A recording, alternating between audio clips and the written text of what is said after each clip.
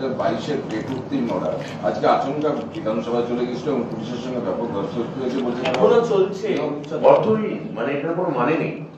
যেখানে পর্ষদ সভাপতি কিছুদিন আগে বলেছেন আমরা খুব শিগগিরই যেখানে ভ্যাকেন্সি লিস্ট পর্ষদ ঘোষণা করতে যাচ্ছে,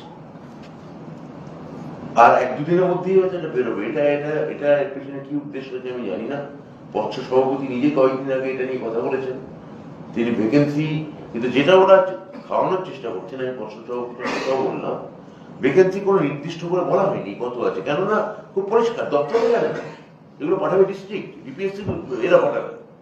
তা ডিপিএসসি থেকে রিপোর্ট আসার জন্য ওয়েট করছি। সব ডিপিএসসি যেখানে এখনো রিপোর্ট দেয়নি, সেখানে যে একটা 50,000 51,000 ভ্যাকেন্সি বলে খাইয়ে দেওয়া হচ্ছে, এইটার কোনো মানে নেই।